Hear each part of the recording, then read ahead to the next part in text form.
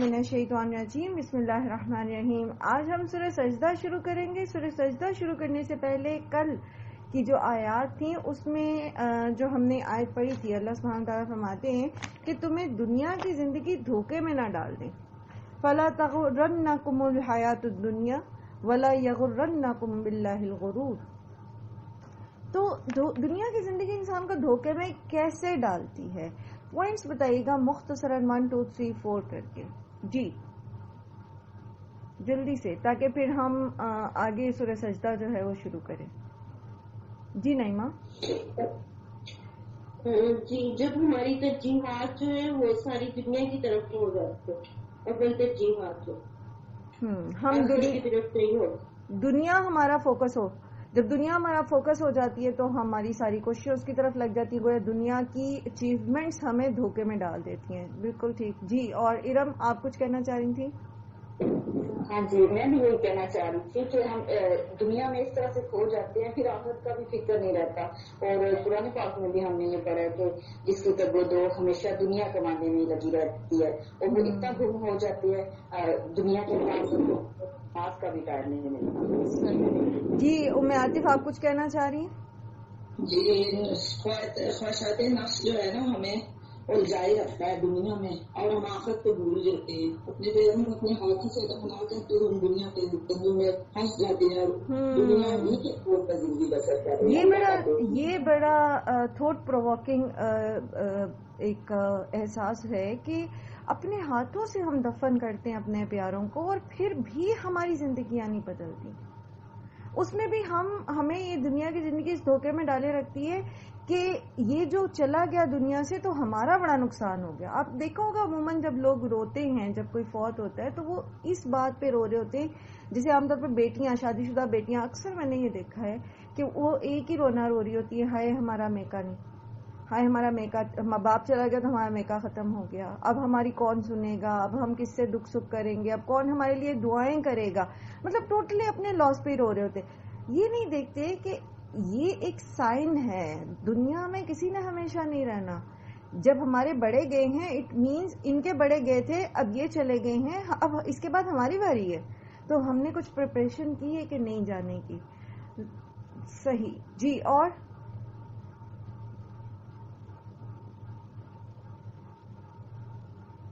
جی سدرا کی میٹنگ ابھی جوائن نہیں ہوئی ہے۔ ہاں جی، پھر یہ کہ انسان کو دنیا کی زندگی ایک اس میں بڑا دھوکے میں رکھتی ہے، جیسے آج کل کے ایتھیسٹ کہتے ہیں کہ بس یہ ایسے ہی بن گئی، حادثاتی طور پر زمین پر زندگی وجود میں آ گئی ہے اور یہ ایسے ہی چلتا رہے گا، ایسے ہی سلسلہ چلتا رہے گا۔ تو جیسے مشرکین مکہ بھی کہتے تھے نا کہ یہ بس ہماری دنیا کی زندگی ایسے ہی ہے، یہی ہم نے جینا ہے، یہی ہم نے مر جانا ہے، ہمارے باپ دادا بھی مر گئے، کس نے ہمیں اٹھایا، کون اٹھا دوبارہ، کون تو آخرت کو بالکل ہی اس کا انکار ہی کر دینا کہ بس یہ دنیا کی زندگی ساری۔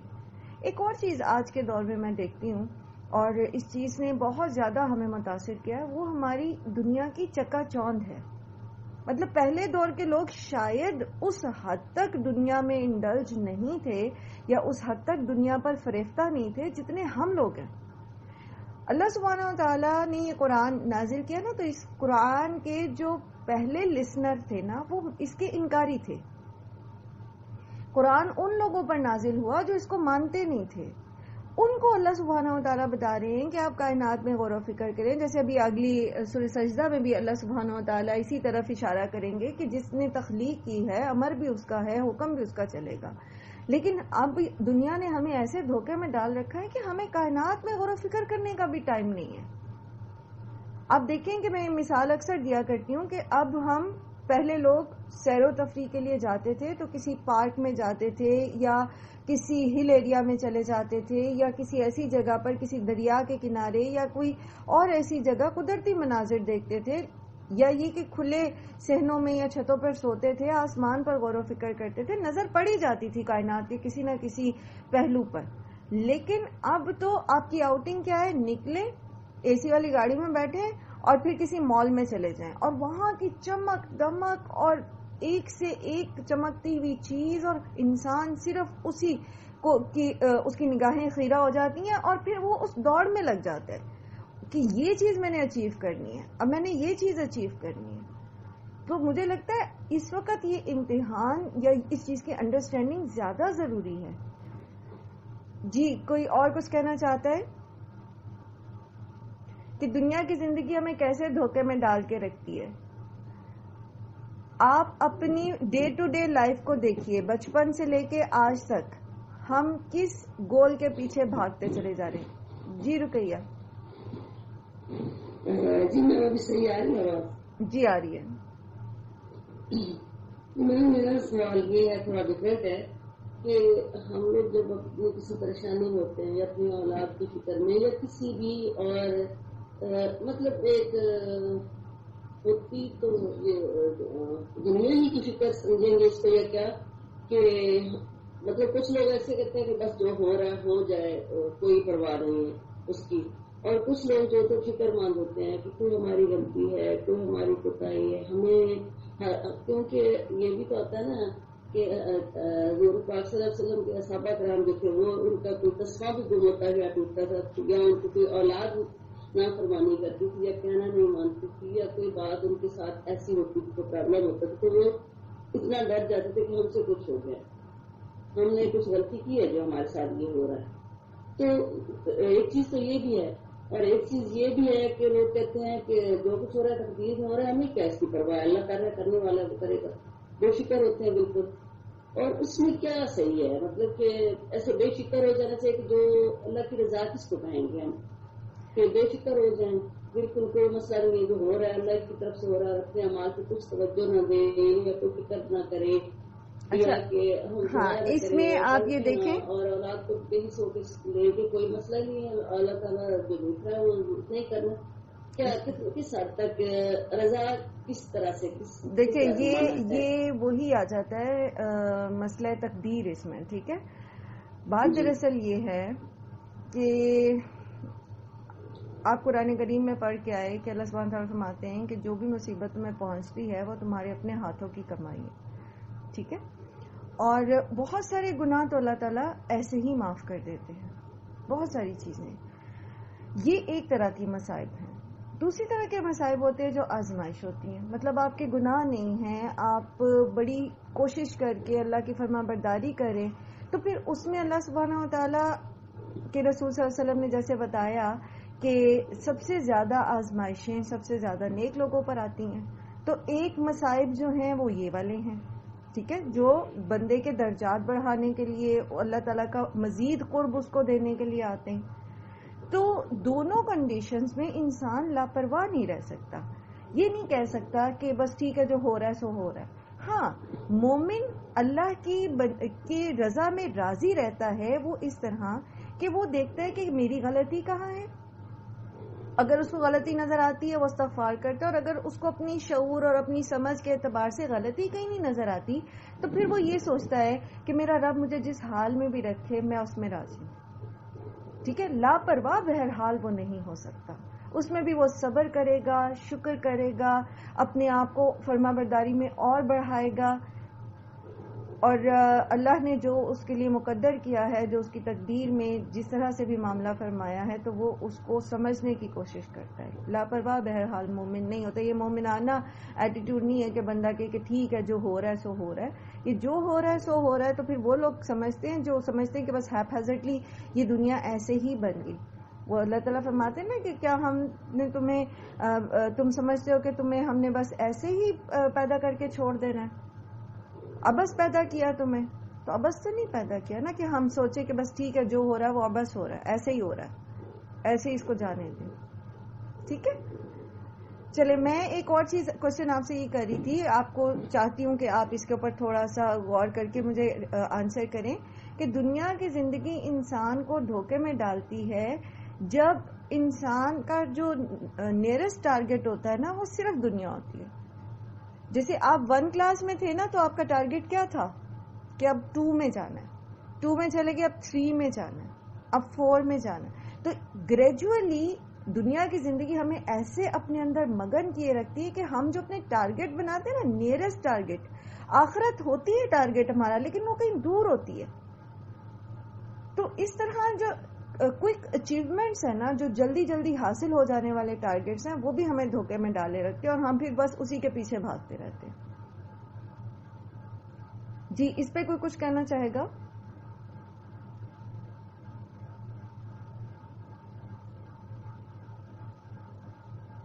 کس طرح ہمیں اپنی زندگی میں ٹارگیٹس بنانے چاہیے تاکہ ہم دنیا کی زندگی میں ایسے مشغول نہ ہوں کہ ہم آخرت کو فراموش کر بیٹھیں. ہمارے ٹارگیٹس کیا ہونے چاہیے؟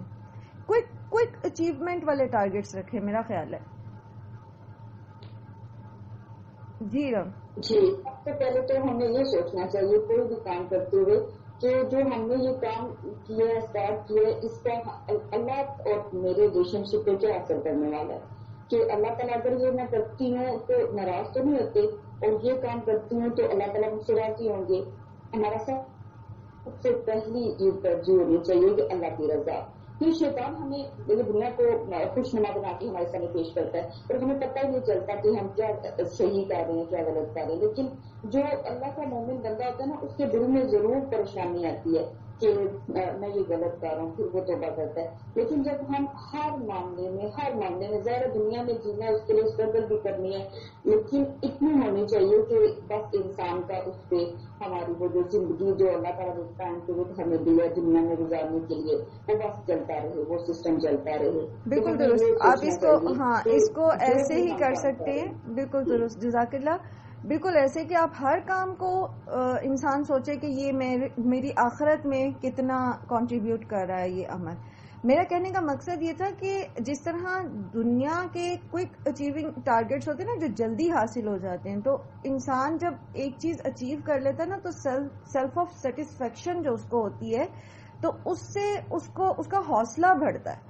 تو جب ایک کلاس آپ پوری کر لیتے ہیں نا، تو آپ کا حوصلہ بڑھتا ہے اور آپ کہتے ہیں اپنے آپ کو ہاں میں اگلا بھی کر سکتا ہوں. تو اسی طرح ہمیں چاہیے کہ ہم بہت بڑے بڑے ٹارگیٹس تو رکھیں ہی اپنی زندگی میں. آخرت کے معاملے میں کچھ ایسے ٹارگیٹس رکھیں جو ہم جلدی اچیو کر لیں. مثال کے طور پر اگر میں مثال دے رہی ہوں صرف، ٹھیک ہے، آپ یہ ٹارگیٹ رکھ لیں کہ بس میں نے آپ سے ایام البیس کے روزے رکھنے ہیں.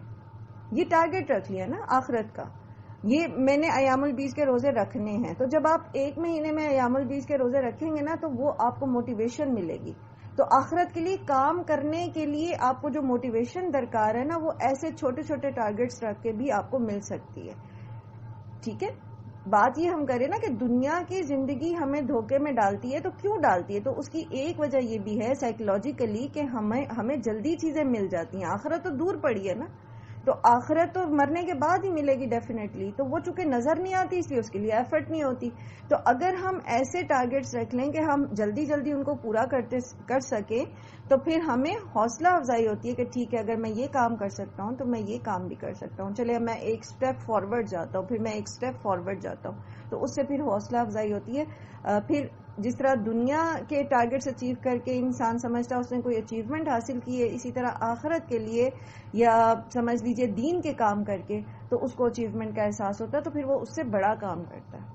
ٹھیک ہے، چلیں انشاءاللہ اللہ تعالی ہمیں توفیق دیں کہ ہم آخرت اورینٹڈ لوگ بنیں اور دنیا کی زندگی ہمیں کسی دھوکے میں نہ ڈالیں، اور نہ ہی شیطان، انس اور جن ہمیں اس معاملے میں دھوکے میں ڈال سکیں. آج کے ہماری سورت کا آغاز کرتے ہیں سورہ سجدہ، اور سورہ سجدہ کا موضوع آلموسٹ وہی ہے جو سورۃ الفرقان کا تھا، لیکن اس کا اسلوب بالکل مختلف ہے. ٹھیک ہے، اس کا جو بنیادی موضوع ہے وہ وہی ہے جو عقیدہ توحید، اور عقیدہ توحید کے زیر اثر پھر نظریہ حیات کو انسان کے دل میں بٹھانے، اور جو انسان کی اپنی فطرت ہے یعنی توحید، اس کے قریب کرنے کے لیے یہ بہترین ایک انداز تخاطب ہے جو اس میں اللہ سبحانہ تعالیٰ نے اختیار کیے ہے. اور یہ جو عظیم عقیدہ ہے، عقیدہ توحید جو ہے، یہ ہے کیا؟ وہ یہی ہے کہ جو ہم پیچھے بھی قرآن میں بارہا پڑھ کے، جیسے بھی میں نے عرض کیا، سورہ فرقان کا جس طرح سے موضوع تھا، اسی سیم موضوع جو ہے وہ اس سورت کا ہے. تو اصل میں یہ عظیم عقیدہ یہ ہے کہ اللہ سبحانہ و تعالیٰ ایک ہیں اور وہ بے نیاز ہیں، اور وہی نظام زندگی چلانے والے ہیں. اس لیے انہی کا قانون لاگو ہوگا اور انہی کا فیصلہ جو ہے وہ اخیر فیصلہ جو ہے وہ مانا جائے گا. زمین اور آسمانوں میں جو تدبیر ہے وہ اللہ سبحانہ و تعالیٰ ہی کی چل رہی ہے, اور جب لوگ اس تناظر میں زندگی گزاریں گے تو قیامت کے دن جب ان کو اٹھایا جائے گا تو وہ بلیسڈ لوگ ہوں گے, وہ اللہ کی طرف سے انعامات پانے والے لوگ ہوں گے. لیکن اگر کوئی اللہ کی بنائی ہوئی اس دنیا میں رہتا ہے اور اللہ ہی کے قوانین کو توڑتا ہے اور انہی کو نہیں مانتا اور انہی کے خلاف چلتا ہے یا اللہ ہی کا انکار کر دیتا ہے, تو بالآخر حقیقت تو یہی ہے کہ اللہ ہی کی طرف سب کو لوٹنا ہے.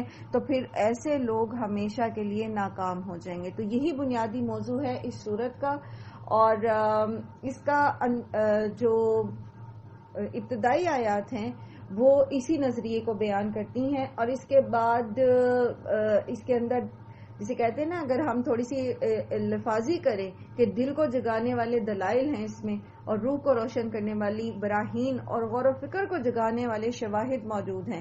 لیکن یہ کہ اگر ہم غور و فکر کرنے والے ہوں تو انشاءاللہ العزیز ہم کوشش کرتے ہیں کہ اللہ سبحانہ و تعالیٰ کے اس کلام پر غور و فکر کریں, تدبر کریں.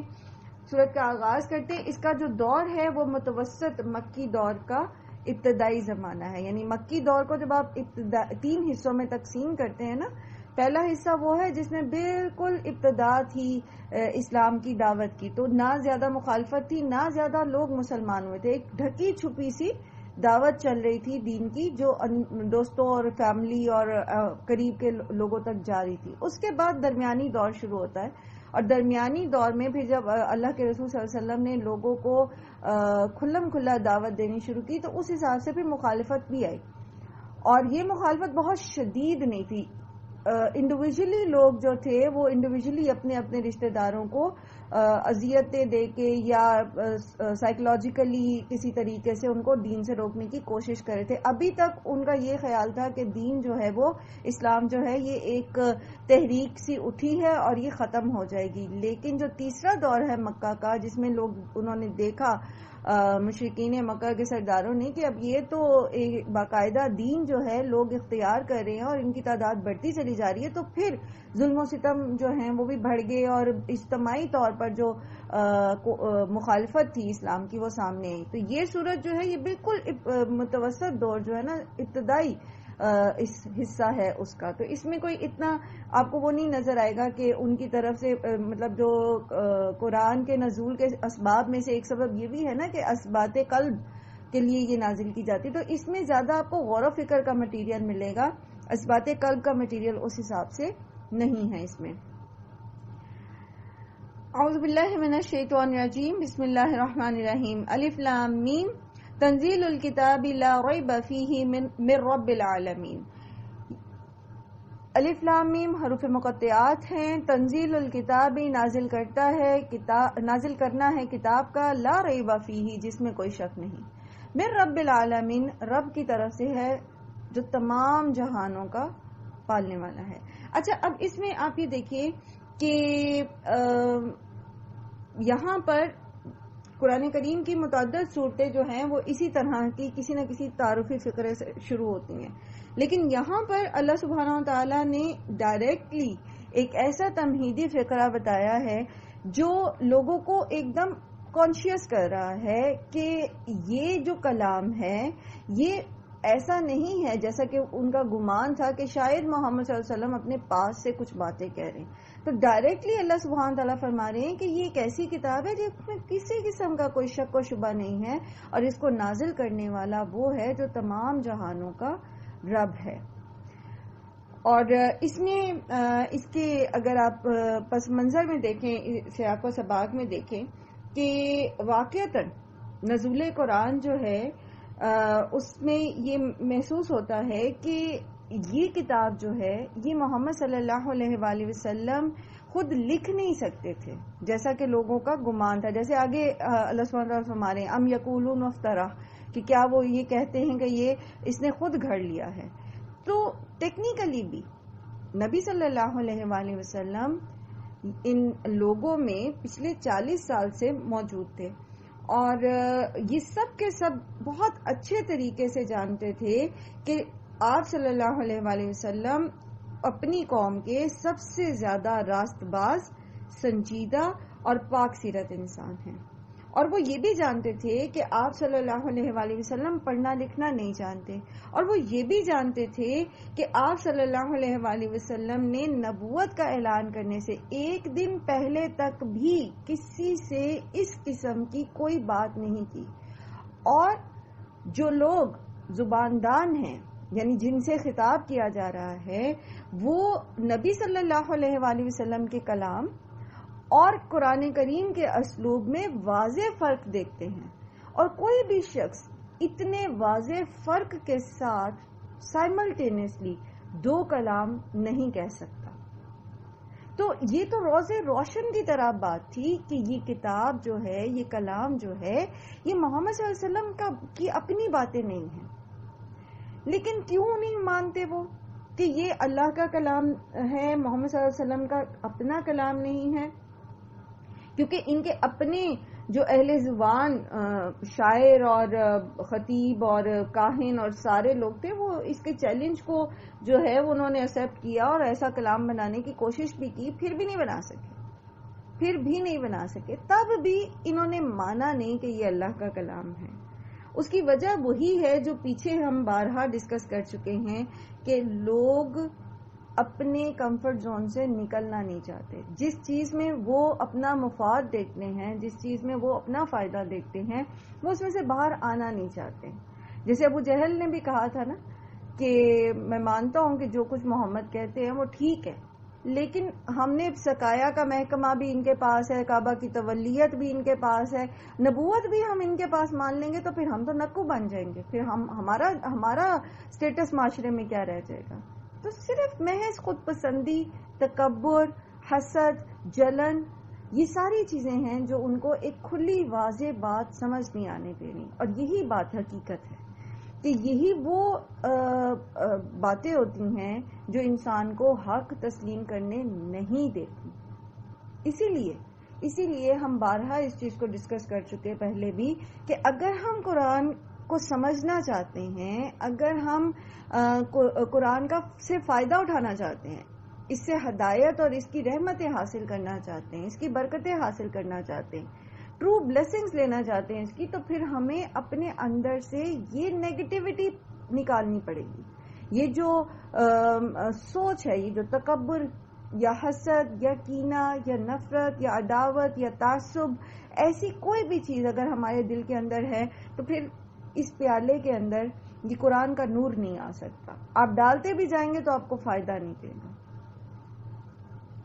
ان کو بھی یہی ایشو تھا، صاف پتہ لگ رہا تھا، لیکن پھر بھی یہ کیا کہتے تھے؟ کبھی نبی صلی اللہ علیہ وآلہ وسلم کو مجنون کہتے تھے، کبھی ساحر کہتے تھے، کبھی وہ کاہن کہتے تھے، اور کبھی جھوٹا کہتے تھے، اور کبھی کیا کہتے کہ یہ تو انہوں نے خود گھڑ لیا ہے۔ بل هو الحق من ربک، بلکہ وہ حق ہے آپ کے رب کی طرف سے، لتنذر قوما، تاکہ آپ ڈرائیں اس قوم کو، ما آتاہم، نہیں آیا ان کے پاس، من نذیر، کوئی ڈرانے والا، من قبل کا، آپ صلی اللہ علیہ وآلہ وسلم سے پہلے، لعلہم یہتدون، تاکہ وہ ہدایت پا جائیں۔ تو قرآن کے نزول کا مقصد کیا ہے؟ لوگوں کو بتانا، ان کو برے انجام سے ڈرانا، بشارت دینا بھی ہے اور ڈرانا بھی ہے۔ کہیں قرآن کریم میں بشارت کو پہلے لایا گیا اور نذر کو بعد میں لایا گیا، کہیں صرف نذر کا ذکر کیا گیا۔ تو یہ انسان کی نفسیات کے مطابق اللہ سبحانہ و تعالیٰ اس کو لے کر آتے ہیں کہ کہیں ڈراوا کام دیتا ہے اور کہیں بشارت کام دیتی ہے۔ یہاں پر بات دراصل یہ ہو رہی ہے کہ ان کے بیچ میں کافی زمانے سے کوئی نبی نہیں آیا تھا۔ ایسا نہیں ہے کہ یہ کسی ایسی تعلیمات سے واقف نہیں تھے۔ آپ جانتے ہیں کہ بہت سارے جو لوگ ہیں آپ صلی اللہ علیہ وآلہ وسلم سے پہلے بھی، تو وہ دین ابراہیمی پہ اپنے آپ کو کہتے تھے۔ وہ جیسے خود محمد صلی اللہ علیہ وآلہ وسلم تھے، اسی طرح قس بن سعادہ کا نام آتا ہے، امیہ بن ابی السلط کا نام آتا ہے، سوید بن عمر المستلقی کا نام آتا ہے، ورقہ بن نوفل کا نام آتا ہے، زید بن عمر بن نفیل کا نام آتا ہے، بہت سارے نام ہیں، عبید اللہ بن جہش کا نام آتا ہے۔ تو یہ سب لوگ بھی بت پرستی سے اور ان ساری چیزوں سے بیزار تھے اور انہوں نے کبھی بت پرستی نہیں کی تھی، نہ ان کی نظر نیاز مانی تھی، بلکہ یہ ایک طرح سے توحید پر ہی تھے. لیکن ایک طویل عرصہ گزر گیا تھا، ان تک کوئی نبی یا کوئی کتاب نہیں آئی تھی ڈائریکٹ ان کے پاس، جس کی وجہ سے اللہ سبحانہ تعالیٰ کہہ رہے ہیں کہ ان میں آپ سے پہلے کوئی ڈرانے والا نہیں آیا. یہ چیز واضح رہے کہ عرب میں سب سے پہلے جو دین حق کی روشنی آئی ہے عرب کے علاقے میں، ٹھیک ہے، مکہ کی بات نہیں ہو رہی ہے، عرب کی بات کر رہی ہوں، مکہ سے جو جڑے ہوئے علاقے ہیں عرب کے، وہاں پر تو سب سے پہلے ہود علیہ السلام اور صالح علیہ السلام کی جو اقوام تھیں وہ انہی علاقوں میں تھیں. تو پھر شعیب علیہ السلام مدین میں تھے. تو یہ حضرت صالح کے مدائن صالح تو بہت قریب ہیں، ان کے راستے میں آتے ہیں. تو یہاں پر دین حق کا پیغام آتا رہا ہے، ایگزیکٹ مکہ میں نہیں لیکن ارد گرد جو ہیں وہ فیملیئر تھے یہ ان قصوں سے، ان تعلیمات سے جو انبیاء یہاں لے کر آئے. اور پھر قریباً حضرت ابراہیم اور حضرت اسماعیل علیہ السلام کا زمانہ جو ہے وہ نبی صلی اللہ علیہ وسلم سے قریباً 2500 قبل پہلے کا، ٹھیک ہے. تو حضرت اسماعیل یہاں پر تھے، آپ ہی کی نسل سے جو ہیں وہ محمد صلی اللہ علیہ وسلم پیدا ہوئے. اور سب سے قریبی جو ان کے قریب جو پیغام تھا نبوت کا وہ حضرت عیسیٰ علیہ السلام کا تھا. حضرت عیسیٰ علیہ السلام جو ہیں وہ قریباً 540 سال قبل نبی صلی اللہ علیہ وآلہ وسلم، 40 سے 60، 540 یا 560 تک کا فگر آتا ہے. تو حضرت عیسیٰ علیہ السلام مبعوث ہوئے. تو عیسائیوں کے ساتھ ان کے انٹریکشن سے، اور بہت سارے لوگ جو دین کی تلاش میں تھے تو انہوں نے عیسائیت کو بھی قبول کیا. تو بہرحال ایسا نہیں تھا کہ ان کو بالکل پتہ نہیں تھا، لیکن پھر بھی اللہ سبحانہ تعالیٰ نے ان کو یہ ایک مارجن آف ڈاؤٹ دیا کہ ٹھیک ہے ان کے پاس کوئی نذیر نہیں آیا تھا، تو آپ ان کو اس قرآن کے ذریعے ان کے برے اعمال کا جو برا انجام ہے اس سے ڈرائیں. بات دراصل یہ ہے کہ ان کے اندر یہ خود دین ابراہیمی کے دعوے دار بھی تھے، اللہ کو مانتے تھے، اللہ کو جانتے تھے، لیکن اس طرح وہ اللہ کی معرفت نہیں رکھتے تھے بلکہ اللہ کے ساتھ دوسروں کو شریک ٹھہراتے تھے. تو اللہ سبحانہ وتعالیٰ اپنا تعارف کرا رہے ہیں ان کو کہ اللہ جس کو یہ مانتے ہیں، آلریڈی مانتے ہیں کہ خالق اللہ ہے، مالک اللہ ہے، رازق اللہ ہے، اولاد دینے والا اللہ ہے، تو اللہ تعالیٰ دوبارہ سے ریفریش کر رہے ہیں ان کی میموری کو اور ایک غور و فکر کی طرف دعوت دے رہے ہیں کہ اگر تم واقعی اللہ کو مانتے ہو تو پھر تمہیں شرک نہیں کرنا چاہیے، اللہ کے ساتھ شریک نہیں ٹھہرانا چاہیے. تو دوبارہ کائنات کے اندر غور و فکر کی اللہ تعالیٰ دعوت دے رہے ہیں.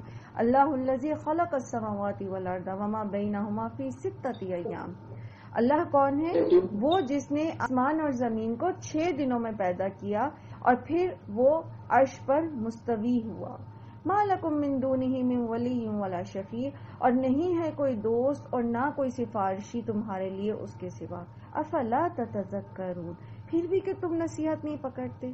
اللہ کون ہے؟ جس نے 6 دنوں میں یہ ساری زمین اور آسمان اور یہ ساری کائنات بنا دی. تم پھر بھی جو ہے وہ غور و فکر نہیں کرو گے اور پھر بھی ان شریکوں کو جو تم نے خود بنا رکھے ہیں ان کو نہیں چھوڑو گے.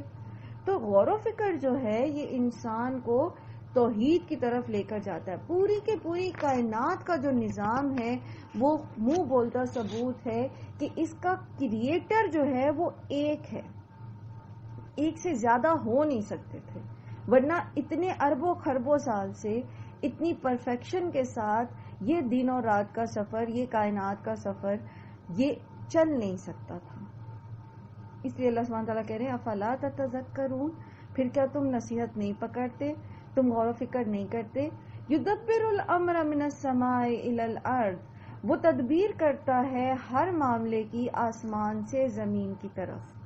آسمان سے زمین کی طرف اللہ سبحانہ وتعالی اپنے جو احکامات ہیں، جو اللہ سبحانہ وتعالیٰ نے جو تدابیر کرنی ہے، جو اس کے اوامر ہیں، جو معاملات سارے چلانے ہیں کائنات کے، تو اللہ سبحانہ وتعالیٰ وہ عرش کے اوپر جہاں اللہ سبحانہ وتعالیٰ مستوی ہیں وہاں سے زمین کی طرف اور پھر پوری کائنات کا نظام وہ چلا رہے ہیں. قرآن کریم میں اللہ سبحانہ تعالیٰ ایک اور جگہ فرماتے ہیں کہ اللہ الذی خلق سبع سماوات ومن الارض مثلہن یتنزل الامر بینہن.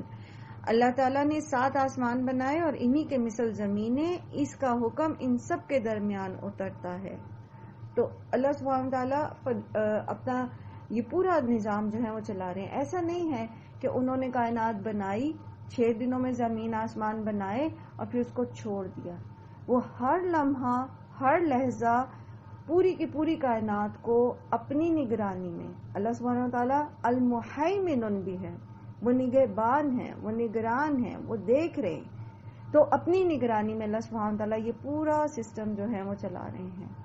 ثم یعرج الیہ، پھر چڑھتا ہے اس کی طرف، فی یوم کان مقدارہ الف سنۃ مما تعدون، ایک دن میں جس کا اندازہ 1000 سال ہے اس میں سے جو تم شمار کرتے ہو. یعنی معاملات اللہ سبحانہ وتعالی آسمان سے زمین کی طرف تمام اوامر بھیجتے ہیں اور زمین کے اوپر پورا نظام چل رہا ہے. ابھی ہم باقی کائنات کو نہیں دیکھتے، صرف زمین کو دیکھتے ہیں.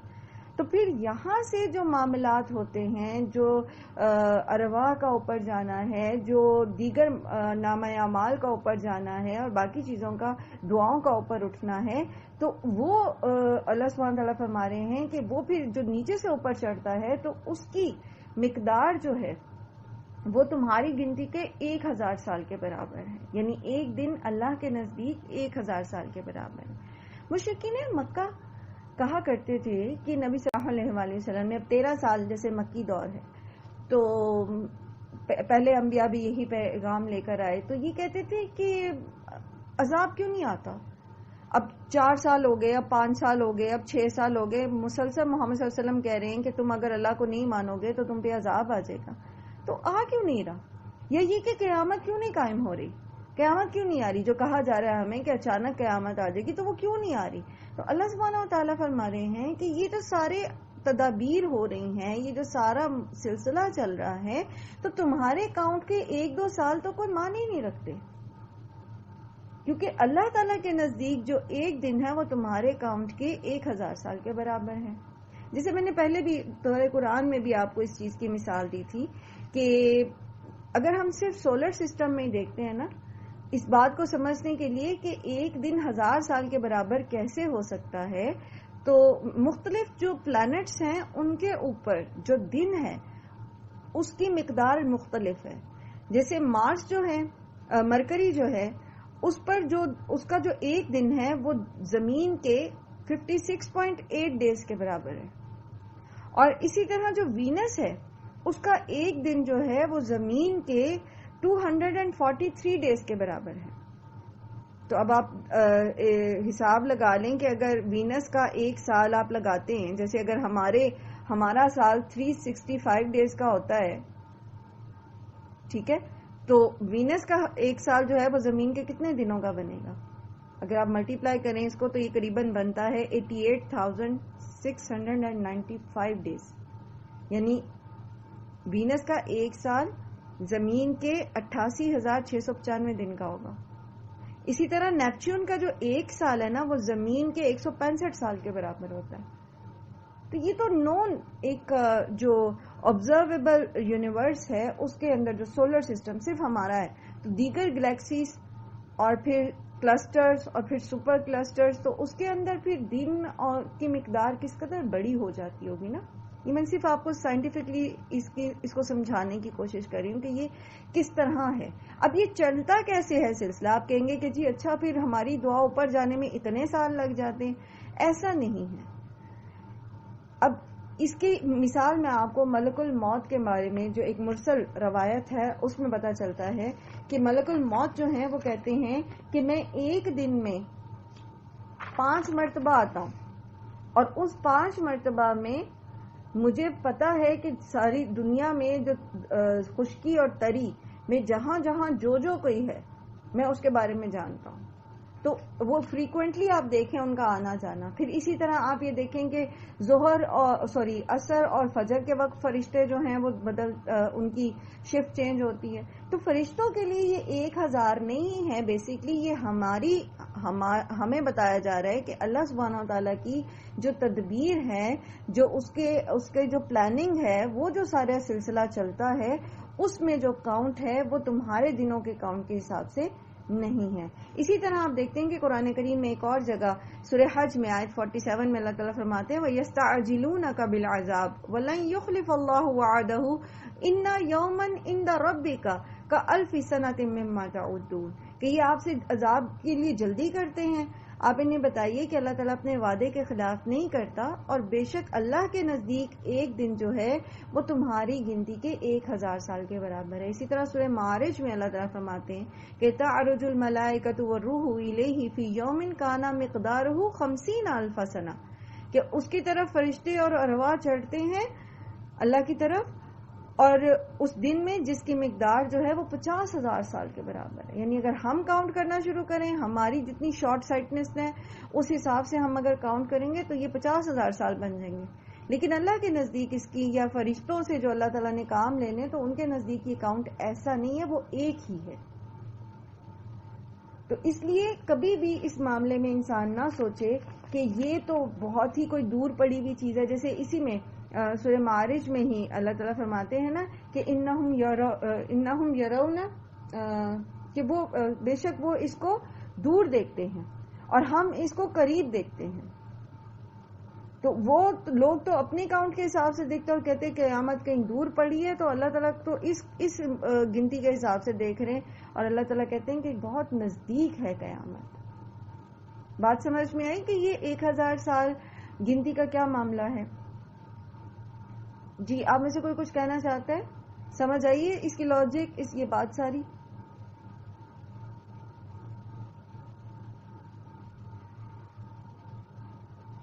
چلیں، ہوپ فلی کہ آپ اس کو سمجھ گئے کہ لوگوں کو جو یہ لگتا ہے کہ یہ ابھی بندہ اس پہ پکڑ کیوں نہیں آئی، اور یہ ایسا کیوں ہے، یا یہ ویسا کیوں ہے، اور ابھی تک عذاب کیوں نہیں آ رہا، یا ابھی تک یہ کام کیوں نہیں ہو رہا، تو بیسیکلی جو اللہ سبحانہ و تعالیٰ کی پلاننگ ہے وہ اللہ کے نزدیک تو قریب ہے، لیکن ہم جب اس کو دیکھتے ہیں تو ہم اپنے دنوں میں شمار کرتے تو ہمیں وہ بہت دور لگتی ہے۔ ذالک عالم الغیب والشہادۃ العزیز الرحیم، اور یہ ہے یعنی اللہ سبحانہ و تعالی یہ وہ ذات ہے جس نے زمین اور آسمان کی تخلیق کی، ایک ایسے دن میں اس کے وہ سارے معاملات کی تدبیر کرتا ہے اور اس کی طرف معاملات چڑھتے ہیں جو تمہاری گنتی کے اعتبار سے 1000 ہے، لیکن اس کے نزدیک وہ ایک ہے۔ تو یہ ہے اصل میں سب سے زیادہ بڑا عالم، جاننے والا غیب اور حاضر کا بھی، اور وہ بہت زبردست اور نہایت رحم کرنے والا ہے۔ اور انہی صفات کے ساتھ اللہ سبحانہ و تعالیٰ نے زمین کی یہ ساری تقدیر، یہ سارا منظم انتظام جو ہے یہ چلا رکھا ہے۔ اور اللہ کون ہے؟ الذی احسن کل شیء خلقہ، اللہ وہ ہے جس نے احسن بنایا ہے، پرفیکٹ بنایا ہے ہر چیز کو، چاہے وہ کائنات ہے، چاہے وہ آسمان اور زمین ہے، چاہے وہ انسان کی اپنی ذات ہے، ہر چیز کو پرفیکٹ بنایا۔ احسن کل شیء خلقہ، اور اس نے پیدا کیا جسے، وبدأ الخلق الانسانی، اور اس نے پھر ابتدا کی انسان کی تخلیق کی، من طین، مٹی سے، ثم جعل نسلہ من سلالۃ من ماء مہین، پھر اس نے بنا دی نسل اس کی ایک پانی کے خلاصے سے، ایک حقیر پانی کے خلاصے سے، یعنی نطفے سے۔ تو سبحان اللہ، انسان کی اپنی تخلیق کے اندر ہی سب سے بڑی نشانی ہے اس خالق کی کہ کس طرح یہی عام مٹی جو آپ کے گملوں میں موجود ہے، جو آپ کے گھر کے باہر لان میں موجود ہے، جو آپ کے قریبی کہیں آپ کو نظر آتی ہے، اسی کمبینیشن کے ساتھ اللہ سبحانہ و تعالیٰ نے انسان جیسا کمپلیکیٹڈ کریچر جو ہے وہ بنا دی، اور اپنے کلمہ کن سے بنا دی، جیسا چاہا بنا دیا۔ اور پھر اس مٹی سے بنے ہوئے انسان کی نسل کو آگے چلانے کے لیے اسی انسان کے اندر اللہ تعالیٰ نے ایک آٹومیٹک مشین رکھ دی، جس سے وہ پھر ملٹی پلائی ہوتا چلا جا رہا ہے۔ تو جیسے کل بھی میں نے عرض کیا اور اس سے پہلے بھی بہت دفعہ کہ انسان اگر صرف ایمانداری سے، ہر تعصب سے اپنے آپ کو الگ کر کے، اپنے تمام مذہبی جو تعصبات اس کے اندر ہیں، یا جو ایتھیزم اس کے اندر ہے، آپ کو پتہ ہے کہ ایتھیسٹ کلیم تو کرتے ہیں کہ ہمارا کوئی مذہب نہیں ہے، لیکن بیسکلی ایتھیزم بھی ایک مذہب ہے، کیونکہ اس میں بھی وہ متعصب ہوتے ہیں. وہ جب بات ان کے سامنے آ جاتی ہے تو وہ حق کو ماننے سے انکار کر دیتے ہیں، اور اپنے جو ان کے فلسفے ہیں وہ اس کے اوپر ڈٹے رہتے ہیں، حالانکہ بہت کلیئرلی لوگوں کو کے سامنے ایویڈنسز آئے، لیکن انہوں نے اس کو مان کر نہیں دیا. تو انسان اگر اپنے ذہن کو تعصب سے پاک کر لے اچھے طرح سے، تو پھر وہ لازماً اپنے کریٹر کو پہچان جاتا ہے، خالق کو پہچان جاتا ہے، اور یہ بھی پہچان جاتا ہے کہ وہ ایک ہی ہے، 2 3 یا اس سے زیادہ نہیں ہے. ثم سواہ ونفخ فیہ من روحہ، پھر اس نے اس کو درست کیا، یعنی مٹی سے بنایا اور پرفیکٹ بنایا، ہر طرح سے اس کو سنوار دیا.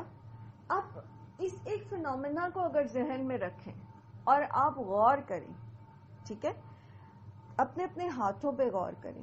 ہاتھوں کے جو جوائنٹس ہیں، انگلیوں کے جو جوائنٹس ہیں، ان جوائنٹس کو آپ اپنے ہاتھ کے پیچھے سے بھی دیکھیں اور آگے سے بھی دیکھیں، اور پھر دیکھیں کہ اگر ہماری انگلیاں اس طرح نہ ہوتی، بالکل سیدھی ہوتی، یا ان کے اندر ہڈی نہ ہوتی، یا یہ کہ یہ 4 انگلیاں اس طرح اور 5واں انگوٹھا اس طرح نہ ہوتا، تو ہم پرفیکشن سے کام کر ہی نہیں سکتے تھے. آپ کب کسی دن نا، جیسے ہم بچپن میں کیا کرتے تھے، مجھے یاد ہے کہ انگوٹھے کو بند کر کے ایک طرح سے اور صرف انگلیوں سے پکڑنے کی کوشش کرنا، صرف انگلیوں میں گرپ کر کے لکھنے کی کوشش کرنا.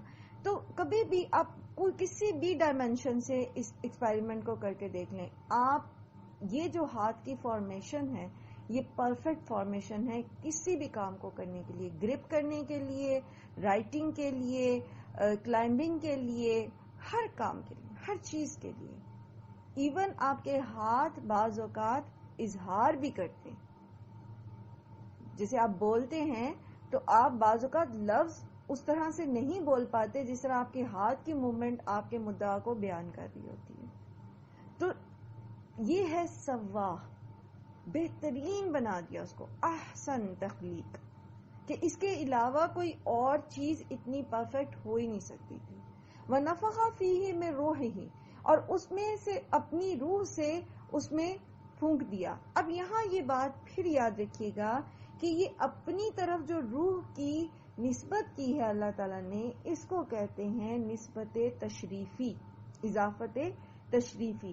یہ شرف دینے کے لیے انسان کو تمام مخلوقات کے اوپر اللہ سبحانہ و تعالیٰ نے اس کی نسبت اپنی طرف کی ہے، ٹھیک ہے، اس کی روح کی نسبت اپنی طرف کی ہے. اس کا مطلب یہ نہیں ہے کہ نعوذ باللہ انسان کوئی پارٹ ہے اپنے کریٹر کا، ایسی بات نہیں ہے، بلکہ اللہ تعالیٰ نے اس کو صفات دی ہیں، جیسے سوچنے کی صفت ہے، پھر تدبیر کرنے کی صفت ہے، پھر رحمت کی صفت ہے. اور جیسے وہ ایک حدیث ہے نا کہ اللہ سبحانہ تعالیٰ نے اپنی جو اللہ تعالیٰ کی صفت رحمت ہے اس کے 100 حصے کیے اور اس میں سے ایک حصہ صرف زمین پر اتارا ہے. یعنی لوگوں کے اندر اس صفت کا ایک حصہ ہے جس سے جانوروں اور انسانوں میں، کہ وہ کوئی جانور بھی جو ہے وہ مادہ جو ہے وہ اپنے بچے پر پاؤں نہیں رکھتی، یعنی احتیاط کرتی ہے اس معاملے میں. تو یہ گویا اللہ سبحانہ تعالیٰ کی صفت رحمت کا پرتو ہے اس کے اندر، ٹھیک ہے. This is not the part of his attributes, part نہیں ہے، اس کی جھلک کہہ سکتے ہیں کہ اللہ سبحانہ تعالیٰ نے وہ صفات انسان کے اندر ڈالی ہیں، کچھ اس میں سے، جیسے رحم دلی کی ہے، احسان کی ہے، اسی طرح انصاف کی ہے، عدل کی ہے، اور نگہبانی کی ہے، نگہداشت کرنے کی ہے. تو یہ ساری صفات اس میں پائیں گی. وَجَعَلَ لَكُمُ السَّمْعَ وَالْأَبْصَارَ وَالْأَفْئِدَةَ، اور اس نے بنائے تمہارے لیے کان اور آنکھیں اور دل. یہ 3 اعضاء جو ہیں یہ بیسیکلی کام آتے ہیں غور و فکر میں. انسان سنتا ہے تو غور و فکر کرتا ہے، انسان دیکھ کے غور و فکر کرتا ہے، اور دل جو ہے اس کا وہ غور و فکر کرتا ہے، وہ سوچتا ہے اس کے اوپر. تو اس لیے ان کو اللہ سبحانہ تعالیٰ نے ہائی لائٹ کیا، اور مختلف جگہ میں سورہ بنی اسرائیل میں بھی آپ نے اس کو پڑھا کہ اس کے بارے میں سوال کیا جائے گا، پوچھا جائے گا. قلیلا ما تشکرون، بہت کم تم شکر ادا کرتے ہیں. اپنی تخلیق کو دیکھو، اپنے آپ کو دیکھو، اور پھر اس کے ساتھ اللہ سبحانہ و تعالیٰ کی وہ نعمتیں دیکھو. جیسے کل ہم نے پڑھا کہ اللہ تعالیٰ نے ظاہری اور باطنی نعمتیں ہمارے لیے مکمل کرتی ہیں، تمام کرتی ہیں، تو ان کو دیکھو. اور پھر ذرا اپنی شکر گزاری کو دیکھو، ہم کتنا کا شکر کرتے.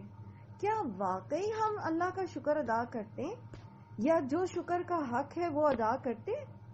کر ہی نہیں سکتے انفیکٹ. لیکن چلیں کوشش تو کر سکتے ہیں. لیکن مصیبت یہ ہے کہ اکثریت جو ہے وہ ناشکری.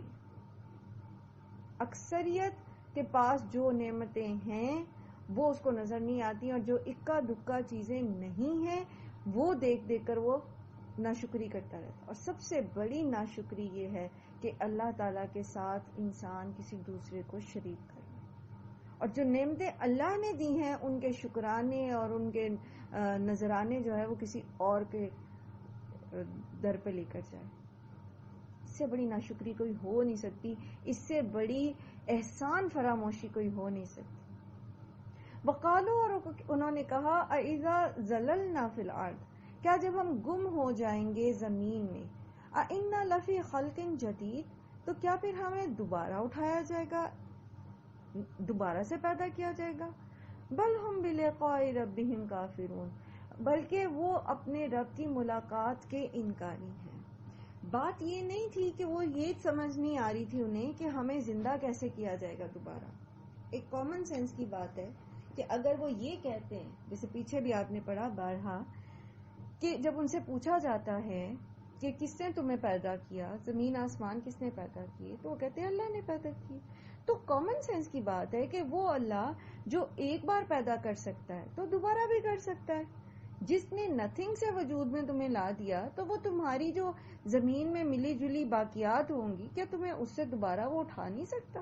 تو بات دراصل یہ نہیں کہ انہیں بات سمجھ نہیں آ رہی تھی، بات دراصل یہ ہے کہ وہ اس اکاؤنٹیبلٹی سے بھاگتے جو اس کے ساتھ ایسوسیٹ ہے، جو اس عقیدے کے ساتھ کہ موت کے بعد آخرت قائم ہوگی، قیامت قائم ہوگی اور انسان دوبارہ اٹھایا جائے گا، اس کے ساتھ جو اکاؤنٹیبلٹی ہے کہ پوچھا جائے گا کیا کر کے آئے ہو دنیا میں، اللہ کو چھوڑ کے جن کو تم پوچھتے رہے کدھر ہیں وہ، اور جو تمہارے پاس مال تھا تم نے اس کے ساتھ کیا کیا، اور تم نے لوگوں کے حقوق کے ساتھ کیا کیا، اور تم نے اللہ کے حقوق کے ساتھ کیا کیا. تو اس اکاؤنٹیبلٹی سے اصل میں وہ بھاگتے، وہ اس کو ایکسپٹ نہیں کرنا چاہتے.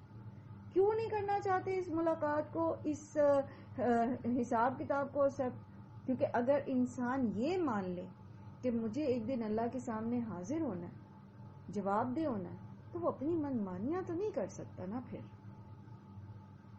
یہ تو نہیں ہو سکتا کہ وہ ایک طرف تو یہ کہ ہاں مجھے اللہ کے سامنے جواب دہ ہونا ہے، پر کوئی بات نہیں، میں جو مرضی کروں اپنے پیسے کے ساتھ، جیسے مرضی سے آگ لگاؤں، جیسے مرضی اسراف کروں، جیسے مرضی بخل کروں.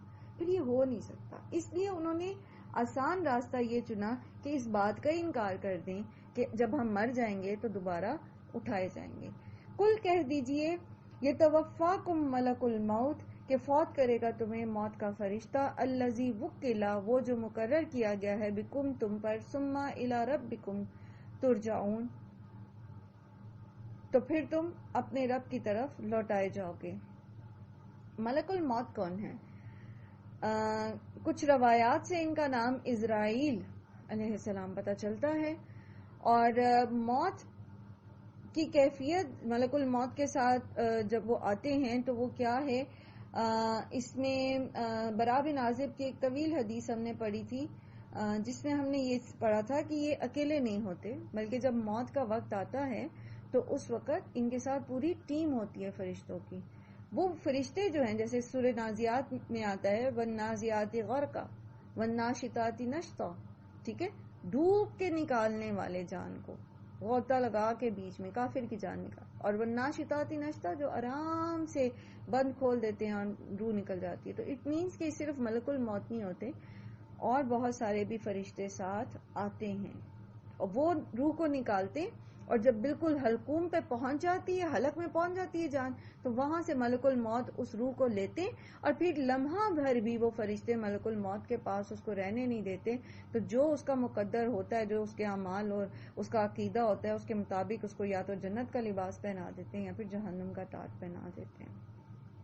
تو اللہ تعالیٰ فرما رہے ہیں کہ ان کو بتائیں کہ تمہارے اوپر ملک الموت مقرر کیا گیا ہے، اور وہ تمہاری جب روح قبض کرے گا، جان تمہاری نکالے گا، تو پھر تمہیں اللہ ہی کے پاس لوٹ کر آنا ہے۔ وَلَوْ تَرَىٰ إِذَا الْمُجْرِمُونَ نَاكِسُو رُءُوسِهِمْ، اور کاش کہ آپ دیکھیں جب مجرم جھکائے ہوئے ہوں گے اپنے سروں کو، عند ربہم، اپنے رب کے پاس، تو کہیں گے ربنا ابصرنا، اللہ تعالیٰ اے ہمارے رب ہم نے دیکھ لیا، وسمعنا، اور ہم نے سن بھی لیا، ہم نے آنکھوں سے دیکھ لیا کہ ہمیں دوبارہ اٹھا دیا گیا ہے مرنے کے بعد، اور ہم نے اپنی آنکھوں سے جہنم کو دیکھ لیا ہے، ہم نے اپنی آنکھوں سے پلسرات کو دیکھ لیا ہے، فرجعنا، اب آپ ہمیں واپس لوٹا دیں، نعمل صالحا، کہ ہم نیک اعمال کریں، انا موقنون، بے شک ہم یقین کرنے والے ہیں۔ لیکن اس وقت کا یقین فائدہ نہیں دے گا۔ اب یہ دیکھیے کہ اللہ سبحانہ تعالیٰ کی کتنی بڑی بلیسنگ ہے، کتنی بڑی رحمت ہے کہ وہ جو بعد میں ہونے والا معاملہ ہے، جو وقت ابھی آنا ہے، اس کو اللہ سبحانہ تعالیٰ ایسے پکچرائز کر کے آپ کے سامنے بیان کر دیتے ہیں کہ آپ واقعی اس کو ویژولائز کر سکتے ہیں اور آپ اس کو ریلیٹ کر سکتے ہیں۔ یہ اس لیے ہے تاکہ آپ بچ جائیں اس برے انجام سے، تاکہ اس وقت انسان جا کے یہ نہ کہ ہم نے دیکھ لیا اور سن لیا اور ہم نے مان لیا، بس اب آپ ہمیں واپس بھیج دیں کہ ہم رسول کے راستے پر چلیں اور ہم آپ کی تعلیمات کو فالو کریں، بلکہ دنیا میں ہی بتا دیا گیا کہ دیکھ لو ایسا ہوگا، آج تم نہیں مان رہے ہو نا، آج تم نہیں سمجھ رہے ہو نا بات، تو کل کو یہی ہوگا، پھر کیا کرو گے؟ تو یہ یقین جو وہ اس وقت کہتے ہیں نا، تو اللہ تعالیٰ کہتے ہیں کہ یہ یقین آپ اس دنیا میں لے کر آئیں، آخرت کے اوپر، اس پکڑ کے اوپر، اس ملاقات کے اوپر، وبالآخرۃ ہم یوقنون، آج کریں۔ اور کیسا یقین؟ عین الیقین، آنکھوں دیکھا یقین، وہ جو کافروں کو اس وقت یقین آنا ہے اپنے سامنے جہنم دیکھ کر، آپ اس دنیا میں رہتے ہوئے، سانس لیتے ہوئے، اپنے گھر بار میں، اپنے بیوی بچوں میں، اپنے کاروبار میں اس چیز کا یقین رکھیں کہ آپ کو ایک دن اللہ کے سامنے پیش ہونا ہے اور اللہ تعالیٰ آپ سے پوچھیں گے، آپ اللہ کے سامنے جواب دہ ہیں۔ ایسا یقین جیسا ان کو اس وقت دیکھ کے آئے گا۔ تو اللہ تعالیٰ فرماتے ہیں وَلَوْ شِئْنَا لَآتَيْنَا كُلَّ نَفْسٍ هُدَاهَا، اگر ہم چاہتے تو البتہ ہم دے دیتے ہر نفس کو ہدایت اس کی۔ اگر اسی طرح اللہ تعالیٰ نے موقع دینا ہوتا، ہدایت دینی ہوتی کہ سب کچھ دکھا دیتا، تو اللہ تعالیٰ پھر سب کو پہلے ہی ہدایت دے دیتا۔ لیکن اصل میں تو اللہ تعالیٰ نے امتحان لینا تھا تاکہ جو ڈیزرو کرتا ہے اس کو وہ مقام ملے۔ ہر ایرے گہرے کو نہیں اللہ تعالیٰ جنت میں بھیجیں گے۔ تو جو ڈیزرو کرتا ہے، ڈیزرو کون کرتا ہے؟ جس نے دنیا میں آخرت پر یقین رکھا، اس کے اعمال سدھر جائیں گے اور وہ پھر آخرت کا اورینٹڈ ہو جائے گا ہر معاملے میں، تو پھر اس کے لیے بڑا انعام ہے۔ ہر کسی کو اللہ تعالیٰ نے ہدایت نہیں دینی، یہ اللہ تعالیٰ کا مقصود ہی نہیں ہے اس کائنات کو بنانے کا کہ وہ خود بخود ہر ایک کو ہدایت دیتا ہے۔ یہ جس قسم کی ہدایت پا رہے ہیں نا، پچھلی آیت پہ غور کریں، یہ کیسی ہدایت ہے؟ یہ کیسا پیپر ہے کہ آپ کے سامنے کتاب کھل دی، آپ کے سامنے سارا کچھ لکھا ہوا ہے، اب آپ کہتے ہیں کہ میں اس کو کاپی پیسٹ کر دوں اور مجھے فرسٹ پوزیشن دے دی جائے، مجھے انعامات دیے جائیں، تو کیا یہ انصاف ہوگا؟ یہ تو انصاف نہیں ہے۔ تو اس لیے یہ معاملہ نہیں کیا جائے گا، اور نہ ہی یہ معاملہ دنیا میں کیا گیا کہ ہر کسی کو اللہ تعالیٰ نے ایسا عین الیقین دے دیا کہ وہ اپنے سارے معاملے یا تو سدھار لے، یا پھر یہ کہ اللہ اس کو پہلے سے ہی ہدایت دے دیتا، جیسا کہ فرشتے ہدایت پر ہیں اور ان کے اندر انسٹنکٹ ہی نہیں ہے کہ وہ کوئی برائی کر سکیں۔ ٹھیک ہے، تو اللہ تعالیٰ فرماتے ہیں کہ وَلَوْ شِئْنَا لَآتَيْنَا كُلَّ نَفْسٍ هُدَاهَا، اگر ہم چاہتے تو ہر نفس کو اس کی ہدایت دے دیتے، وَلَكِنْ حَقَّ الْقَوْلِ، لیکن سچ ہو گئی بات، منی، میری طرف سے، لَأَمْلَأَنَّ جَهَنَّمَ مِنَ الْجِنَّةِ وَالنَّاسِ أَجْمَعِينَ، کہ میں ضرور بھر دوں گا جہنم کو جنوں اور انسانوں سے، سب کے سب۔ اب یہ کون سے جن اور انسان ہوں گے؟ جب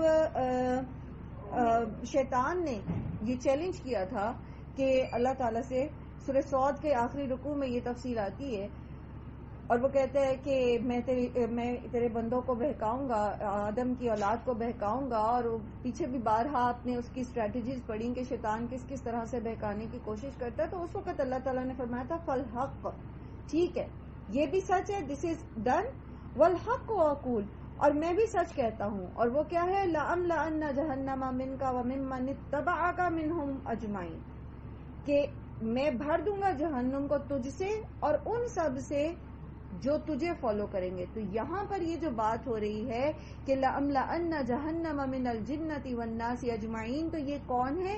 جو شیطان کی پیروی کریں گے انسانوں اور جنوں میں سے، تو ان سے جہنم کو بھر دیا جائے گا. یعنی ان کو اللہ سبحانہ تعالیٰ زبردستی ہدایت نہیں دیں گے.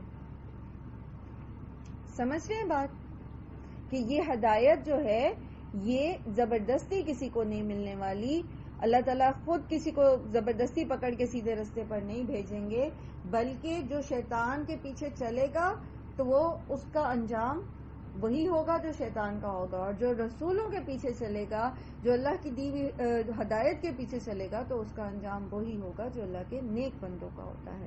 جب یہ جہنم میں پھینکے جائیں گے تو ان سے کہا جائے گا فَذُوقُوا بِمَا نَسِیتُمْ لِقَاءَ يَوْمِكُمْ هَٰذَا، تم چکھو بوجہ اس کے کہ تم نے اس دن کی ملاقات کو بھلا دیا تھا. کتنا ضروری ہے کہ انسان موت کو یاد رکھے. ہم میں سے کوئی بھی شاید کبھی بھی موت کا ذکر کرنا پسند نہیں کرتا. ہم موت کو یاد کرنا، ابھی تو آپ ماشاءاللہ قرآن پڑھنے والے لوگ ہیں سب ماشاءاللہ، تو آپ کی گفتگو کا انداز بدل گیا. قرآن نے آپ کی جو آپ کا ویژن ہے وہ چینج کر دیا. تو اب شاید آپ موت کا ذکر کرتے ہوں، لیکن آپ کسی بھی عام انسان سے ملیں، کسی بھی جگہ پر بیٹھے ہیں آپ، تو اگر آپ موت کا ذکر کریں گے نا، یا مرنے کی بات کریں گے یا قبر کی بات کریں گے، تو لوگ آپ سے کہیں گے ہمیں ڈراؤ نہیں، یا یہ کہ کیا تم اس طرح کی باتیں لے کے بیٹھ. اچھی باتیں کرو، خوشی کی باتیں کرو، ایسی باتیں نہ کرو.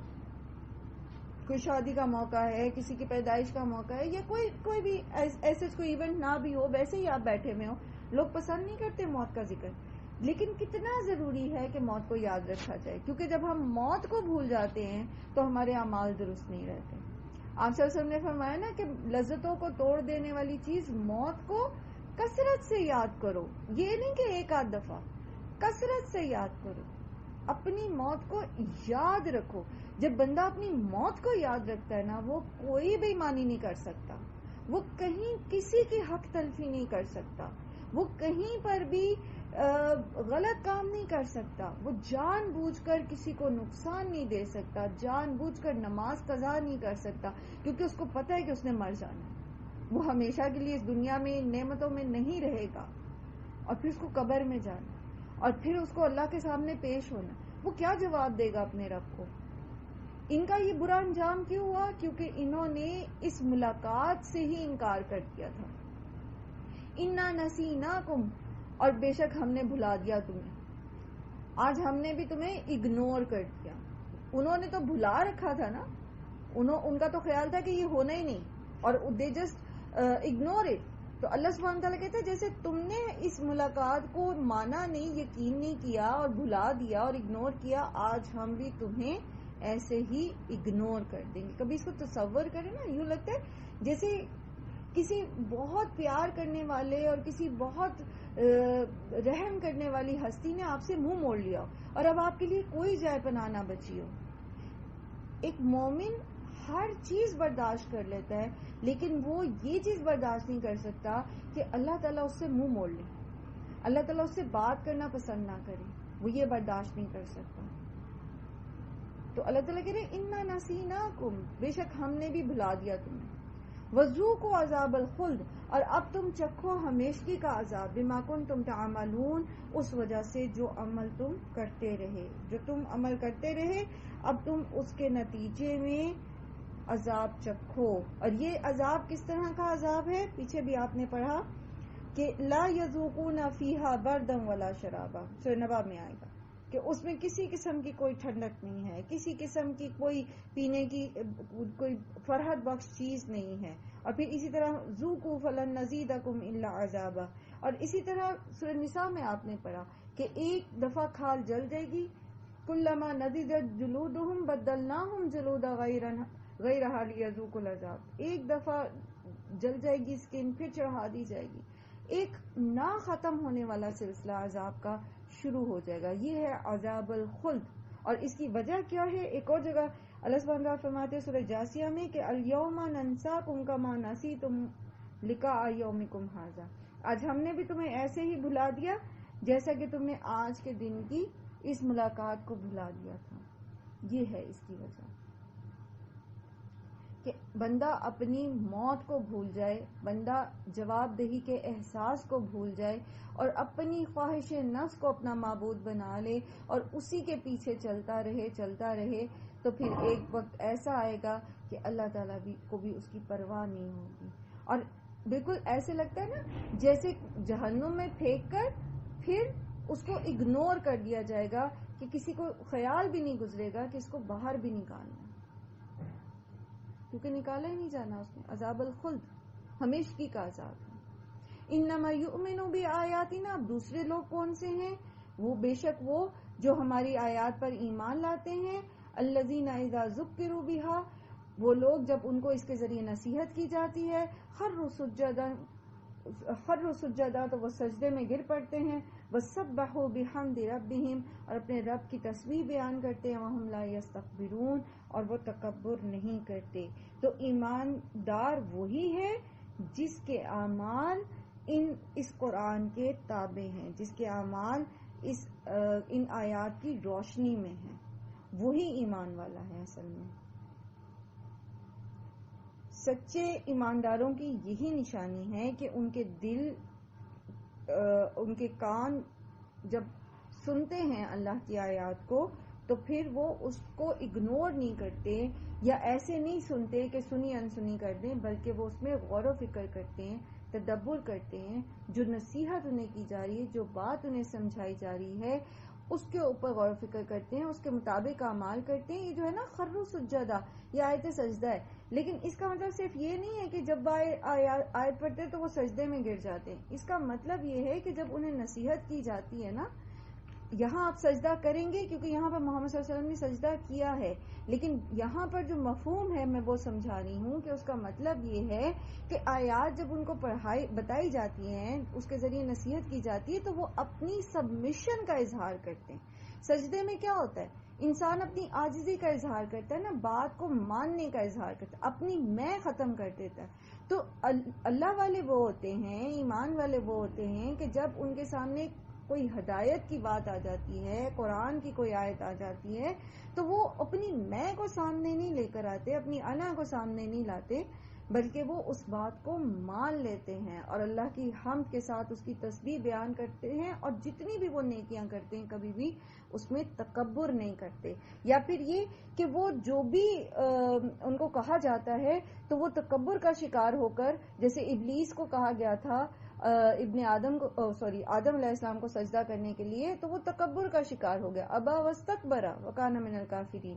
تو اس نے تکبر کیا اور اللہ کی بات نہیں مانی. اسی طرح ہمارے سامنے جب کوئی اللہ کی بات آ جاتی ہے تو ہم اگر وہ بات نہیں مانتے، اپنی میں کو سامنے لے آتے، تو اس کا مطلب ہے کہ ہم تکبر کر رہے ہیں. جبکہ ایمان والے جو ہوتے ہیں، جب ان کے سامنے اللہ کا کوئی حکم آ جاتا ہے تو پھر ان کی کیفیت کیا ہوتی ہے؟ خروا سجدا. وہ فوراً مان جاتے ہیں، فوراً اپنی عاجزی کا اظہار کرتے ہیں، فوراً اپنا گال زمین سے لگا دیتے ہیں کہ ٹھیک ہے میں مان، سمعنا واطعنا وصدقنا. ہم نے اس کی تصدیق کی، ہم نے اس کو مان لیا، ہم اس پر ہی چلیں گے. جیسے ہم کل بات کر رہے تھے نا اونچا بولنے والی بات، تو اس میں آسیہ نے جیسے کہا تھا کہ ہماری میں آ جاتی ہے کہ ہمیں کوئی کہے کہ جی آپ اونچا بول رہے ہیں، تو اب یہ کیا ہے؟ کس نے منع کیا ہے اونچا بولنے سے؟ بیکار میں اپنی آواز کو اونچا کرنے سے، لاؤڈ کرنے سے کس نے منع کیا ہے؟ اللہ تعالیٰ نے منع کیا نا. تو یہ اللہ کی آیت آ گئی نا ہمارے سامنے. کس طرح نہیں بولنا ہم نے محفلوں میں ایسے اپنی آوازیں بلند نہیں کرنی.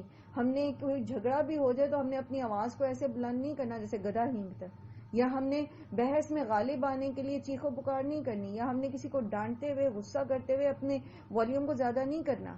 یہ کس کا حکم ہے؟ اللہ کا حکم ہے نا. لیکن اگر کوئی ہمیں یہ کہتا ہے کہ اپنی آواز دھیمی کریں یا آہستہ بولیں یا آپ اونچا بول رہے ہیں تو ہم فوراً کہتے ہیں تم کون ہوتے ہو مجھے کہنے والے. بات دراصل یہ ہے کہ وہ تو جو کہہ رہا ہے سو کہہ رہا ہے. یہ مقصد کس کا ہے؟ یہ مدعا کس کا ہے؟ یہ اللہ سبحانہ و تعالیٰ بتا رہے ہیں آپ کو. پیغام کس کا ہے؟ یہ کس کی آیات ہے کہ اپنی آواز کم رکھو؟ اللہ کی ہے نا. تو اگر ہم نہیں مانتے تو اس کا مطلب کیا ہے کہ پھر ہمارا ایمان جو ہے وہ کس لیول پر ہے؟ کیا ہم تکبر کر رہے ہیں؟ اللہ تعالیٰ کے حکم کے سامنے ہم اپنی ذات کو زیادہ بڑا رکھ رہے ہیں. اور یہ جو لوگ ہوتے ہیں جو ایمان لانے والے ہوتے ہیں ان کی ایک اور صفت بیان کی جا رہی ہے کہ تتجافا جنوبہم عن المضاجع. الگ رہتے ہیں پہلو ان کے بستروں سے. یدعون ربہم خوفا وطمعا. وہ پکارتے ہیں اپنے رب کو خوف اور امید سے. ومما رزقناہم ينفقون. اور جو کچھ ہم نے رزق ان کو دیا اس میں سے خرچ کرتے ہیں. یعنی اپنی قول کے ساتھ بھی اللہ تعالیٰ کے فرما بردار رہتے ہیں, اپنی عمل کے ساتھ بھی اللہ تعالیٰ کے فرما بردار رہتے ہیں, دعائیں کرتے ہیں, عبادات میں بہترین عبادات کرنے کی کوشش کرتے ہیں, جس میں سے یہاں پر جو مثال دی گئی ہے وہ تہجد ہے. یعنی رات کو بے خبر پڑے سوئے نہیں رہتے بلکہ اٹھتے ہیں اور نماز پڑھتے ہیں, اللہ کو یاد کرتے ہیں. نبی صلی اللہ علیہ وآلہ وسلم فرماتے ہیں, مسند احمد کی روایت ہے کہ اللہ تعالیٰ دو شخصوں سے بہت خوش ہوتا ہے. ایک تو وہ جو رات کو میٹھی نیند سویا ہوا ہے لیکن دفعتاً اپنے رب کی نعمتیں اور اس کی سزائیں یاد کر کے اٹھ بیٹھتا ہے, اپنے نرم اور گرم بستر کو چھوڑ کر اللہ کے سامنے کھڑا ہو کر نماز شروع کرتا ہے. اور دوسرا وہ شخص جو ایک غزوہ میں ہے, کافروں سے لڑتے لڑتے مسلمانوں کا پانسا کمزور پڑ جاتا ہے, لیکن یہ شخص یہ سمجھ کر کہ بھاگنے میں اللہ کی ناراضگی ہے, آگے بڑھنے میں اللہ کی رضامندی ہے, میدان کی طرف لوٹتا ہے اور کافروں سے قتال کرتا ہے یہاں تک کہ اپنا سر اللہ کے نام پر قربان کر دیتا ہے. تو اللہ تعالیٰ فخر سے اپنے فرشتوں کو اسے دکھاتا ہے اور ان کے سامنے اس کے اس عمل کی تعریف کرتا ہے. اسی طرح مسند احمد کی ایک اور روایت ہے, ایک طویل روایت ہے اور اس میں بہت ساری ایسی احادیث ہیں جو ہم الگ الگ جو ہیں بہت دفعہ پڑھ چکے ہیں. حضرت معاذ بن جبل کہتے ہیں کہ میں نبی صلی اللہ علیہ وآلہ وسلم کے ساتھ ایک سفر میں تھا. صبح کے وقت میں آپ کے قریب ہی چل رہا تھا. میں نے پوچھا, اے اللہ کے رسول صلی اللہ علیہ وآلہ وسلم, مجھے کوئی ایسا کام بتائیے جو مجھے جنت میں پہنچا دے, یعنی ایمان کی سب سے بہترین حالت میں لے جائے اور جہنم سے بچا لے. آپ صلی اللہ علیہ وسلم نے فرمایا کہ تم نے تو بہت ہی کام کا سوال کیا, لیکن اللہ جس پر آسان کر دے اس پر بہت ہی آسان ہے. سنو, تم اللہ کی عبادت کرتے رہنا اور اس کے ساتھ کسی کو شریک نہ کرنا, نمازوں کی پابندی کرنا, رمضان کے روزے رکھنا, بیت اللہ کا حج اور زکوٰۃ ادا کرتے رہنا.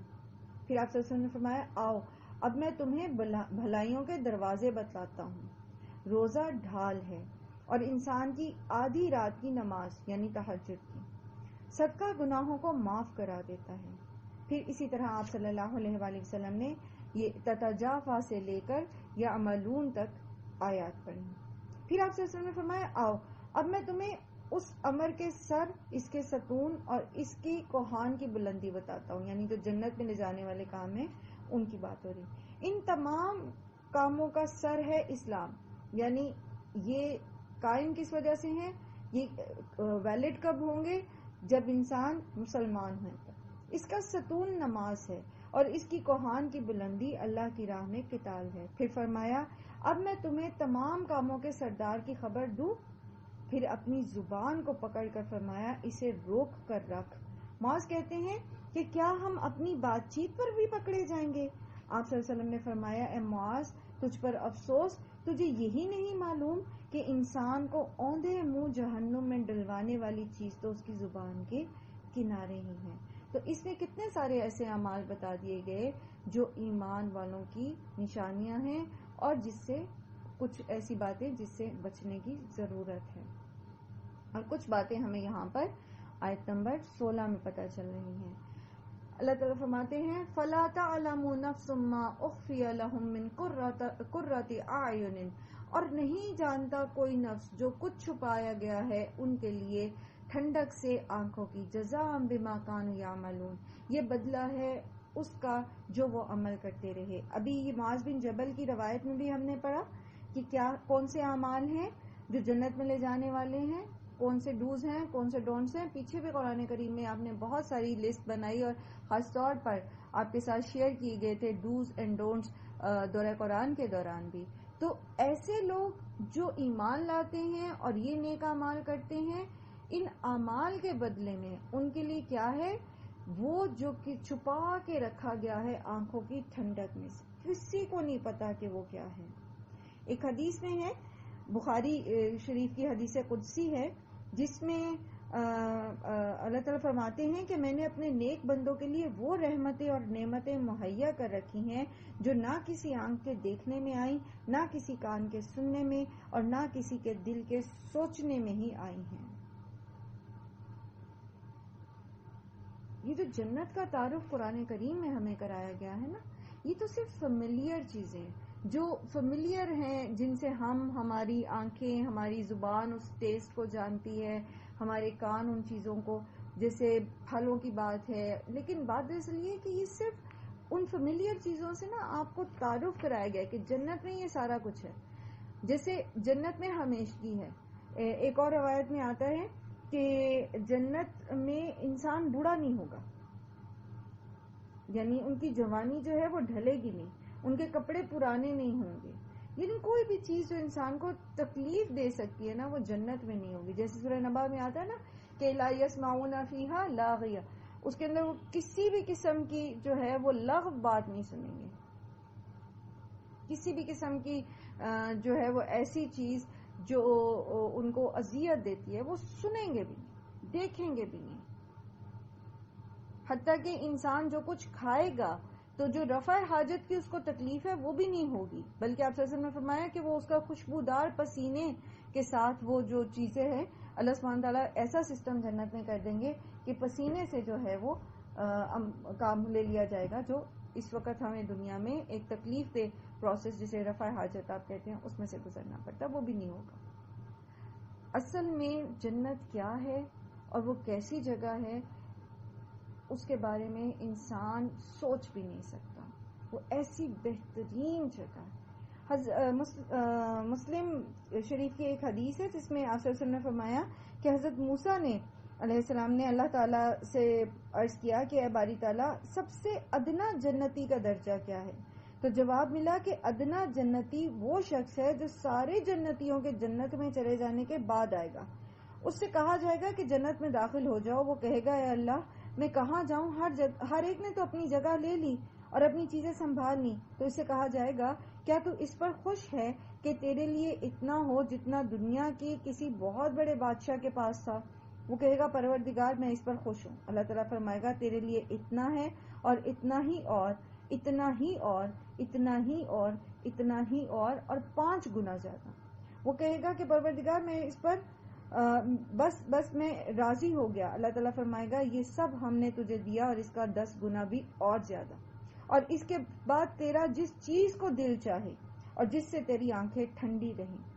یہ کہے گا میرے پروردگار میری تو باتشیں کھل گئیں، جی خوش ہو گیا. حضرت موسیٰ نے کہا کہ اللہ تعالیٰ پھر اعلیٰ درجے کے جنتی کی کیا کیفیت ہوگی؟ تو فرمایا یہ وہ لوگ ہیں جن کی خاطر و مدارت کی کرامات میں نے اپنے ہاتھ سے لکھی اور اب اس کے اوپر مہر لگا دی ہے. پھر نہ تو وہ کسی کے دیکھنے میں آئیں اور نہ کسی کے سننے میں اور نہ کسی کے خیال میں. تو سبحان اللہ، وہ یہ دنیا، اس میں آپ کسی خوبصورت جگہ کو، کسی خوبصورت چیز کو دیکھتے ہیں تو آپ اس کی خوبصورتی پر دنگ رہ جاتے ہیں. آپ پرندے دیکھیں، کیا خوبصورت پرندے ہیں. آپ پھول دیکھیں، ان کے کلرز دیکھیں، آپ انسانوں کو دیکھیں، ہر چیز میں خوبصورتی بکھری ہوئی ہے. لیکن یہ خوبصورتی اور یہ ساری خوشبوئیں اور رنگ اور ذائقے کچھ بھی نہیں ہیں جن کے پیچھے انسان اصل خوشبو، اصل فائدہ، اصل آنکھوں کی ٹھنڈک کو ضائع کرنے پر تلا ہوا ہے. وہ اصل تو وہ ہے جو کسی نے دیکھا بھی نہیں. سوچے تو صحیح وہ کیا چیز ہوگی جس کے لیے ہم سے صرف اتنا کہا جا رہا ہے کہ اللہ کے ساتھ کسی کو شریک نہ کرو اور اللہ کی فرما برداری کرو. ان دنیا کی رنگینیوں میں نہ کھو جاؤ اللہ کے ساتھ اپنی ملاقات کو نہ بھلاؤ، اپنی حیثیت کو نہ بھلاؤ. صرف اتنا سا کہا جا رہا ہے. ہم سے کوئی بڑے بڑے پہاڑ توڑنے کو نہیں کہا جا رہا، ہم سے کہیں درخت کی شاخ کے ساتھ الٹا لٹک کے کوئی چلا کاٹنے کا نہیں کہا جا رہا، ہم سے کوئی ایسی ڈیمانڈ نہیں کی جا رہی کہ تم سارے کا سارا مال اپنا اللہ کی راہ میں دے دو، تم اپنے سارے بچے اللہ کی راہ میں ذبح کر دو، تم یہ کر دو. کوئی ایسا مشکل کام ہمیں نہیں کہا جا رہا. صرف یہ کہا جا رہا ہے کہ اللہ کے ساتھ کسی کو شریک نہ کرو. اور اللہ کے احکامات تمہارے سامنے آ جاتے ہیں تو تمہاری پہلی کیفیت اور کوشش سمعنا و اطعنا والی ہونی چاہیے. کیا، کیوں، کیسے، مگر، یہ وہ نہیں ہونی چاہیے. کوشش اپنی سی کرو کہ تم اللہ کی فرما برداری کرتے رہو، اپنی استطاعت کے مطابق اللہ کا تقوی اختیار کرو، پھر دیکھو تمہارے لیے کیا کچھ ہے. حالانکہ ہمارا عمل اس چیز کا حقدار ہمیں نہیں بناتا کہ ہمیں وہ زبردست جگہ ملے جس کا یہاں ذکر ہے، لیکن پھر بھی یہ اللہ سبحانہ تعالیٰ کی رحمت ہے کہ وہ محض ہماری کوششیں دیکھے گا اور وہ ان کوششوں کے اکارڈنگ جنت میں درجات عطا کرے گا. اللہ تعالیٰ ہم سب کو ایسی جنتوں میں داخل کرے اور جنت الفردوس اعلیٰ میں ہم سب کو جمع کرے، اور ہمیں توفیق دے کہ جو ہم سیکھتے ہیں، جو ہم پڑھتے ہیں، ہم اس کے اوپر پوری شرح صدر کے ساتھ صحیح طرح سے مسنون طریقے سے عمل کرنے والے ہوں، خود بھی یہ بڑا فائدہ اٹھائیں، دوسروں کو بھی اس نفع مند علم میں شامل کریں. اللہ سبحانہ وتعالیٰ تمام بیماروں کو شفا عطا فرمائے، شفا کاملہ و عاجلہ عطا فرمائے. اللہ سبحانہ وتعالیٰ تمام قرض داروں کے قرض کی ادائیگی کی سہولت پیدا کر دیں، اور اللہ تعالیٰ تمام لوگوں کی جائز حاجات کو قبول فرمائے، ان کی دعاؤں کو قبول فرمائے. اللہ تعالیٰ آپ سب کو ایمان اور صحت کی بہترین حالت میں رکھیں، دنیا اور آخرت میں عافیت نصیب فرمائے. اللہ تعالیٰ اس قرآن کو ہم سب کے سینے کا نور، دلوں کی ٹھنڈک بنا کے رکھیں اور ہمارے دلوں کا باغ بنا دیں اسے. اللہ تعالیٰ ہمیں اس میں راضی کر دیں. سبحانک اللہم و بحمدک، نشہد ان لا الہ الا انت، نستغفرک و نتوب الیک. السلام علیکم ورحمۃ اللہ وبرکاتہ.